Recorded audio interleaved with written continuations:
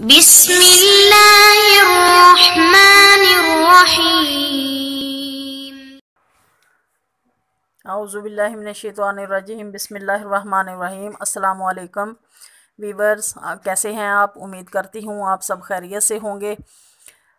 मेरी दुआ है कि अल्लाह पाक हम सबको अपने हिफ्ज़ अमान में रखे और तमाम दुखों तकलीफ़ों मुसीबतों से अल्लाह पाक हम सबको नजात दे। आमीन सुम्मा आमीन।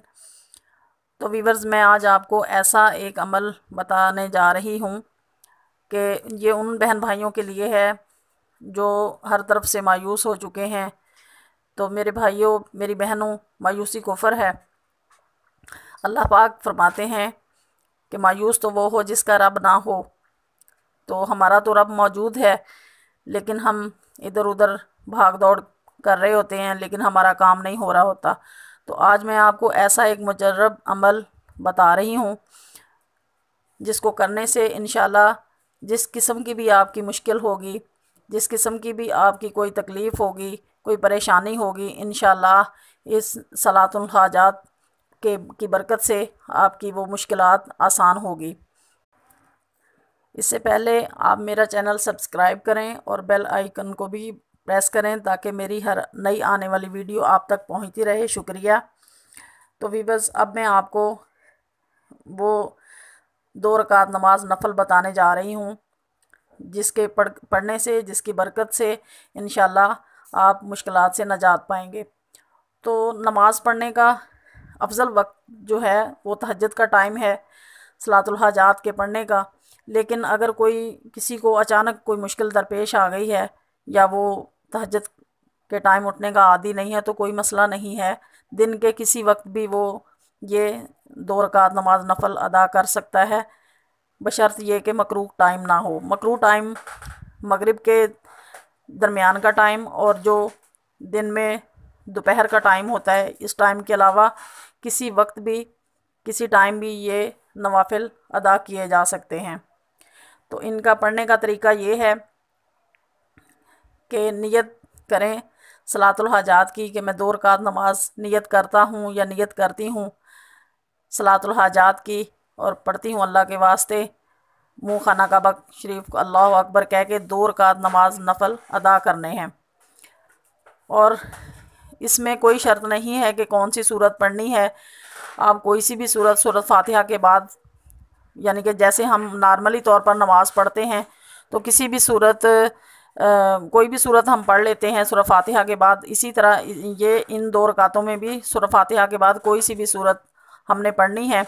उसके बाद जब हम रुकू और सजदा करेंगे तो सजदे में जाके हमने जो सजदे की तस्बीह है सुबहान रब्बियल आला, ये 3 मरतबा पढ़ने के बाद हमने 40 मरतबा आयत करीमा पढ़ना है, ला इलाहा इल्ला अंता सुबहानक इन्नी कुन्तु मिनज़ ज़ालिमीन। तो जैसे 2 रकात में 4 सजदे आते हैं, तो इसी तरह इसी तरीके से हमने चारों सजदों में ये आयत करीमा 40-40 मरतबा पढ़ना है, यानी कि हर सजदे में 40 मरतबा पढ़ना है। और ये हमने 2 रकात नमाज इसी तरीके से मुकम्मल करनी है। फिर उसके बाद हमने सलाम फेर देना है। सलाम फेरने के बाद अब हमने क्या करना है, एक तस्बीह लेनी है और उस तस्बीह को हाथ में लेकर अब फिर हमने सजदे चले जाना है। हमने नमाज तो अपनी मुकम्मल कर ली और तस्बीह लेके अब हमने सजदे चले जाना है। और सजदे में जाकर 100 मरतबा, यानी कि एक तस्बीह या अरहमर राहिमीन की हमने पढ़नी है, या अरहमर राहिमीन, या अरहमर राहिमीन। इस तरह अपने रब को पुकारना है कि जैसे मेरा रब जो है वो मेरे सामने है और मैं अपने रब के सामने पेश हूँ। तो बिल्कुल इसी तरह से खुशू और खुजू के साथ ये तस्बीह सजदे में पढ़नी है। अल्लाह ताला तो इंसान को हर वक्त देखता है और हर जगह मौजूद है, लेकिन तसव्वुर में ये रखना है, यानी कि अल्लाह पाक मेरे सामने है और मैं अपने रब के सामने हूँ। क्योंकि अगर हम ये तसव्वुर बांधते हैं तो हमारी नमाज जो है वो मुकम्मल ध्यान जो है हमारा नमाज की तरफ ही होता है। अब हमने सजदे में जाके 100 मरतबा ये या अरहमर राहिमीन की तस्बीह पढ़नी है। उसके बाद हमने तस्बीह साइड पे रख देनी है और सजदे में ही गिड़गिड़ा के अल्लाह ताला से दुआ मांगनी है।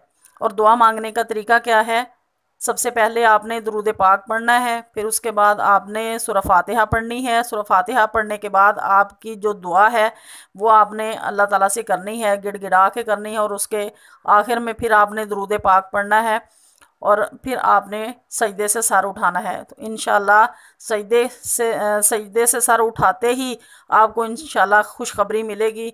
जिस मुश्किल में आप होंगे, अल्लाह पाक आपको अपनी रहमत के सदक़े उस मुश्किल से निकाल देगा इंशाल्लाह ताला। मज़ीद मिलते हैं एक नई वीडियो के साथ, तो तब तक के लिए इजाज़त दीजिए। अल्लाह हाफिज़, फ़ी अमानिल्लाह।